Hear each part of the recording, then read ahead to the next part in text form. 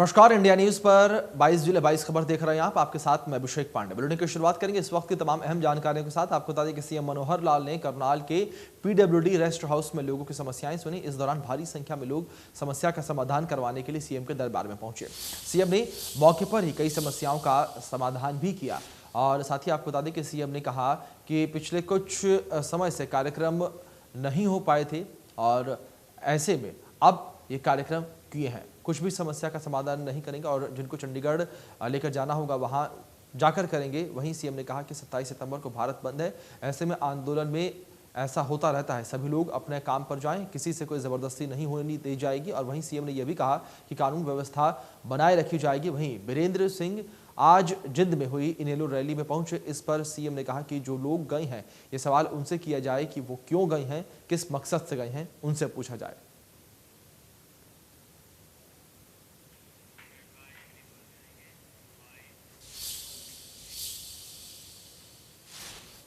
नूह के गांव हिलालपुर में चौधरी देवीलाल के 108वें जन्मदिवस पर जेजेपी के संस्थापक और राष्ट्रीय अध्यक्ष अजय सिंह चौटाला ने चौधरी देवीलाल की सबसे ऊंची प्रतिमा का अनावरण किया। इस दौरान डिप्टी सीएम दुष्यंत चौटाला भी मौजूद रहे। जेजेपी कार्यकर्ताओं ने चौधरी देवीलाल की मूर्ति स्थापना दिवस पर हवन यज्ञ कराया, जिसमें पार्टी प्रदेश अध्यक्ष निशांत सिंह मौजूद रहे। इसके बाद जेजेपी सुप्रीमो अजय चौटाला और डिप्टी सीएम ने जनसभा को संबोधित भी किया।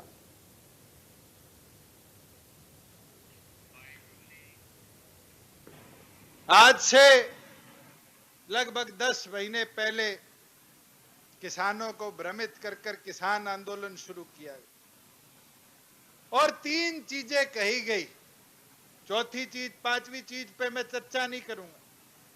3 मुख्य चीज करी गई। पहली, एमएसपी खत्म हो जाएगी। दूसरी, मंडी बंद हो जाएगी। और तीसरी, किसान की जमीन पर कब्जे हो जाएंगे। और उस दिन भी एक चीज मैंने कही थी और आज भी कहता हूं कि अगर इन तीनों पर कभी कोई आंच आएगी तो फिर डॉक्टर साहब जैसे कहते हैं, हम 10 के 10 को कोई लालच नहीं, एक दिन में त्याग कर। पूर्व उप प्रधानमंत्री ताऊ देवीलाल के 108वें जयंती पर शनिवार को नई अनाज मंडी में इनेलो की राज्य स्तरीय रैली हुई। पूर्व सीएम ओम प्रकाश चौटाला, अभय चौटाला और पंजाब के पूर्व मुख्यमंत्री प्रकाश सिंह बादल मंच पर मौजूद रहे। मंच से सभी नेताओं ने कहा कि देश में क्षेत्रीय दलों को इकट्ठा कर भारतीय राजनीति को बदलने का समय आ गया है। वरिष्ठ भाजपा नेता और पूर्व केंद्रीय मंत्री बीरेंद्र सिंह इनेलो के मंच पर पहुंचे। बीरेंद्र सिंह के बेटे बृजेंद्र सिंह हिसार लोकसभा से भाजपा के सांसद हैं और रैली में अभय चौटाला ने कहा कि संयुक्त किसान मोर्चा का आभार जताया। पूर्व सीएम ओम प्रकाश चौटाला ने कहा कि अब तक 4 किसान आंदोलन हुए हैं और चारों में किसानों की जीत हुई है। अब 5वां आंदोलन है, इसमें भी किसानों की ही जीत होगी। देवीलाल के नक्शे कदम पर चलें, सभी क्षेत्रीय दलों से बात करके भाजपा की नीतियों के बारे में प्लानिंग करें। उन्होंने कहा कि हरियाणा में जब चुनाव होंगे तो सरकार बनने पर आपके सभी दुख तकलीफों का दूर करने का प्रयास करेंगे।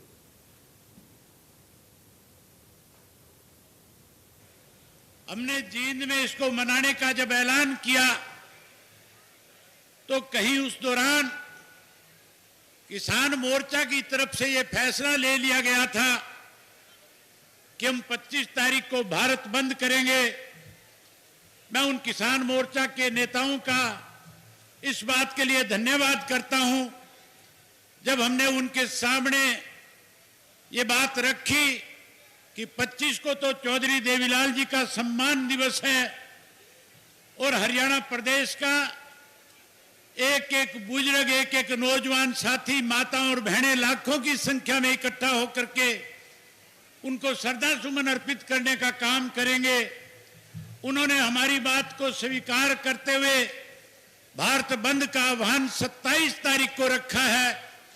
तो मेरा आपसे निवेदन है कि 27 तारीख को जो भारत बंद किया जाएगा उसमें भी इंडियन नेशनल लोकदल पार्टी का एक एक कार्यकर्ता उस बंद को सफल बनाने में बड़ी भूमिका निभाने का काम करेगा। तो वहीं अंबाला में हरियाणा जन चेतना पार्टी को लगातार मजबूती मिल रही है और दूसरी पार्टियों से लोग भाजपा में शामिल हो रही हैं। अंबाला में हरियाणा डेमोक्रेटिक फ्रंट की नेता सोनिया त्रेहन ने अपने परिवार सहित भाजपा में शामिल होने की घोषणा की है। सोनिया त्रेहन अब अंबाला की मेयर शक्ति रानी शर्मा के हार पहनाकर हरियाणा जन चेतना पार्टी में शामिल हुई। और आपको बता दें कि मेयर शक्ति रानी शर्मा ने हार पहनाकर सोनिया त्रिहान का स्वागत किया और अम्बाला में हरियाणा जन चेतना पार्टी की नीतियों से प्रभावित हो दूसरी पार्टियों से लगातार लोग शामिल हो रहे हैं, जिससे एचजेपी को मजबूती मिल रही है। लोग पूर्व केंद्रीय मंत्री विनोद शर्मा द्वारा किए गए विकास कार्यों और मेयर शक्ति रानी शर्मा द्वारा किए जा रहे कामों से प्रभावित होकर हरियाणा जन चेतना पार्टी को समर्थन दे रहे हैं।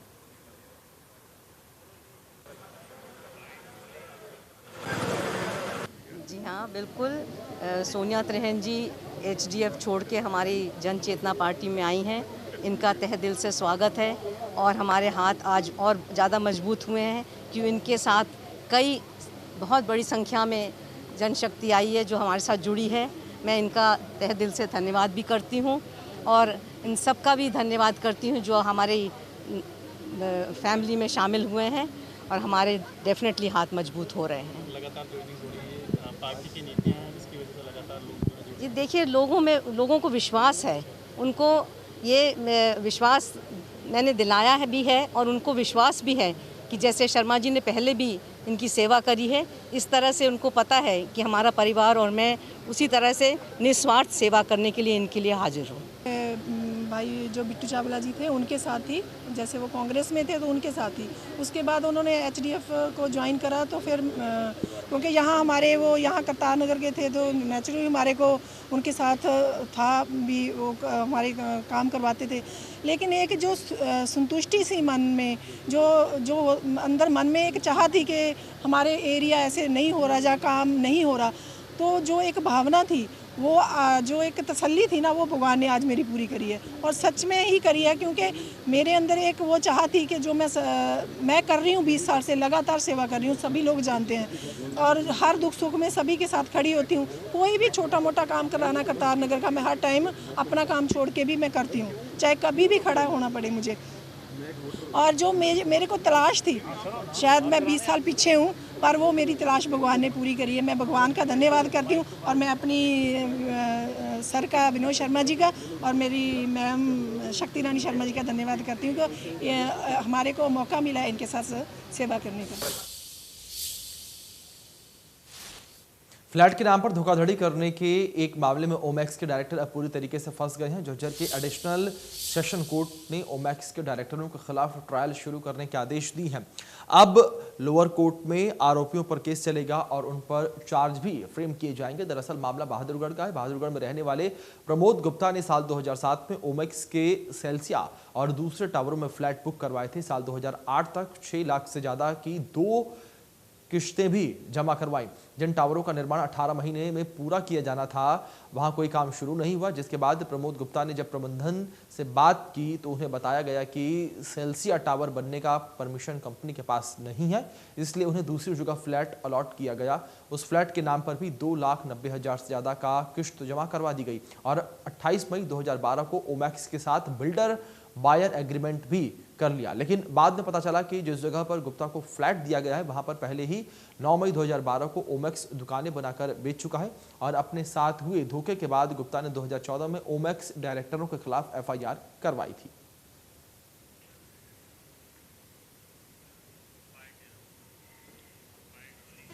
जो कि आईपीसी 406, 420, 467, 68, 71 के तहत दर्ज हुई थी।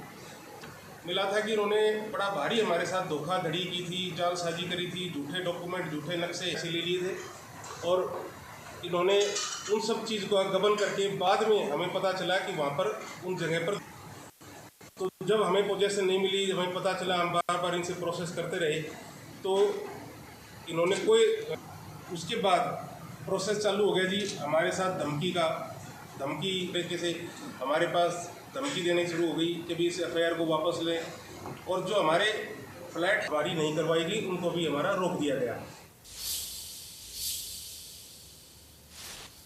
हिसार के रहने वाले राहुल देव बुरा ने यूपीएससी में 76वीं रैंक हासिल की है और राहुल इस उपलब्धि के बाद परिवार में खुशी की लहर है। राहुल को बधाई देने वालों का तांता लगा हुआ है।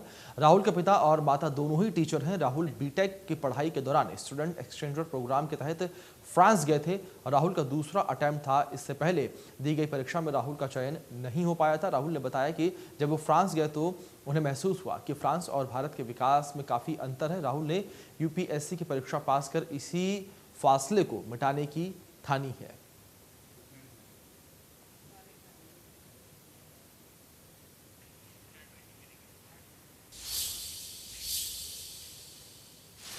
प्रदेश के कृषि मंत्री जेपी दलाल ने कहा है कि किसी भी सूरत में किसान का नुकसान नहीं होने दिया जाएगा। उन्होंने अधिकारियों को निर्देश दिए हैं कि वे जनसेवक की भावना के साथ ही ढंग से विशेष गिरदावरी करें ताकि एक भी पात्र किसान मुआवजा राशि से वंचित न रहे। गांव बुढ़ेड़ा में कृषि मंत्री को लड्डुओं से तोला गया। कृषि मंत्री ने अपने संबोधन में कहा कि किसान व गरीब का हक मरने नहीं दिया जाएगा। सरकार द्वारा एक नीति बनाकर कमजोर व गरीब आदमी पर घर बैठे उसका हक दिया जाएगा। सरकार ने सबसे कम आय वाले 1 लाख गरीब परिवारों को चिन्हित करने का फैसला किया है, जिसमें उनको प्राथमिकता के साथ योजनाओं का लाभ दिया जाएगा, जिसमें सरकारी नौकरी शामिल है। और उन्होंने कहा कि मैं युवाओं के लिए रोजगार के लिए प्रदेश भर में 5000 हरित स्टार खोलने जा रही हैं, जिनमें फूड प्रोडक्ट बेचने के माध्यम से युवाओं को रोजगार मिलेगा। हरियाणा प्रदेश के कृषि पशुपालन एवं मत्स्य विभाग के मंत्री जयप्रकाश दलाल का कहना है कि 3 कृषि कानून किसानों के हित में हैं और इसी मकसद से किसानों की आय को बढ़ाने के मकसद से 27 रुपये किसानों की आय है उसको बढ़ाने के मकसद से इस तरह की कवायद जारी है। साथ ही उनका कहना है कि बेमौसमी बारिश की वजह से बर्बाद हुई फसलों की गिरदावरी करवाई जाएगी, समुचित मुआवजा उनको दिया जाएगा। एक अन्य बात उनके द्वारा कही गई है कि जिस तरह से नई शिक्षा नीति आई है उसके ज़रिए न केवल शिक्षा में सुधार किए जाएंगे बल्कि रोजगार परक शिक्षा जो है वो नीति भी अब लागू की जा रही है। बहरहाल तमाम सारे मुद्दों पर उनके द्वारा चर्चा की गई। कहा गया है कि सुधारों की दिशा में प्रदेश की सरकार और केंद्र की सरकार काम कर रही है और शायद इसी वजह से विपक्ष के नेता जो है घबराए हुए हैं, क्योंकि अगर किसानों की आय दोगुनी होती है तो निश्चित तौर पर आने वाले दिनों में उसका खामियाजा, उसका नुकसान विपक्षी दलों को ही उठाना पड़ेगा। वीडियो जर्नलिस्ट सुमित अवस्थी के साथ रवि जांगड़ा, इंडिया न्यूज़।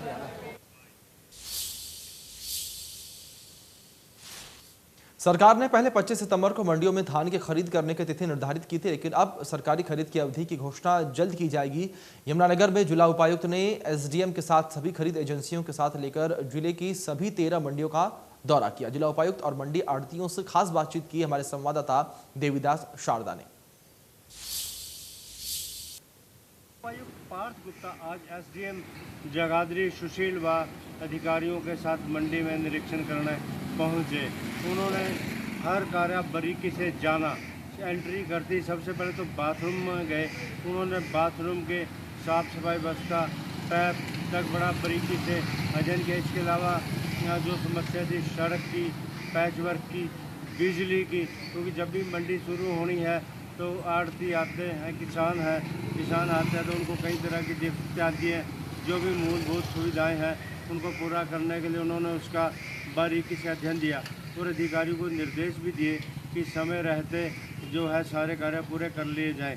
वहीं मंडी में अटी पड़ी गाँव को लेकर उन्होंने कहा कि 90,000 मैट्रिक टन का जो स्टॉक था वो जो है यहाँ पे आता हुआ, जिससे जो गोदाम फुल थे 30,000 टन मैट्रिक टन जो है वो गेहूँ उठा ली गई है और इस महीने तक जो है 30,000 टन और उठा ली जाएगी और जल्दी ही मंडी है धान आनी शुरू हो जाएगी। तो सारा कार्य सुव्यवस्थित और बढ़िया तरीके से चलेगा। यमुनानगर से हरियाणा। सोना में 3 दिवसीय पल्स पोलियो अभियान चलाया जाएगा। यह अभियान 26 सितंबर से शुरू होगा और 28 सितंबर तक चलेगा। अभियान को लेकर स्वास्थ्य विभाग ने तमाम तैयारियां पूरी कर ली हैं। अभियान में सोहना के 7,310 बच्चों को पोलियो ड्रॉप लगाने का टारगेट रखा गया है। दरअसल काफ़ी संख्या में आसपास के देशों में अफगानिस्तान नागरिक माइग्रेंट हुए हैं। अफगानिस्तान में पल्स पोलियो के मामलों की संख्या ज़्यादा थी, जिसको लेकर स्वास्थ्य विभाग पूरी तरीके से अलर्ट मोड पर आ गया है। इसी को लेकर स्वास्थ्य विभाग ने 3 दिवसीय पल्स पोलियो अभियान की शुरुआत की। 26 सितंबर को बूथ पर और 27 और 28 सितंबर को स्वास्थ्य विभाग के कर्मचारी घर घर जाकर पल्स पोलियो की खुराक बच्चों को देंगे। स्वास्थ्य विभाग सभी परिजनों को सूचित कर रहा है कि वह अपने बच्चों को बचाने का पूरा प्रयास करें और बच्चों को पल्स पोलियो की खुराक जरूर दिलाएं।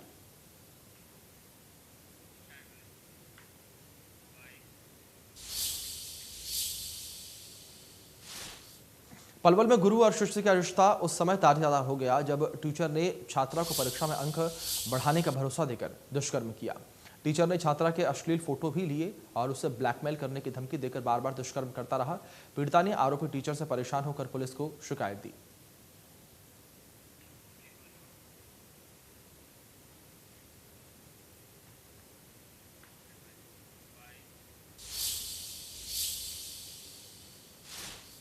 सिरसा के कीर्ति नगर में हरि विष्णु कॉलोनी की गली नंबर 1 की हालत पिछले 1 महीने से दयनीय है।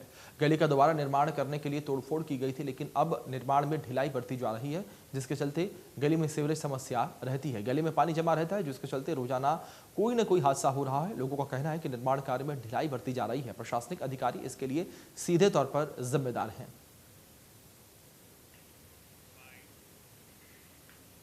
गली में तो बहुत बुरा हाल हो रखा है और इसको सुधार तो करवा ही नहीं रहा कोई भी, और 1 महीना हो गया। वजह क्या है? देखो सीवर लाइन सारी बेकार हो रही है।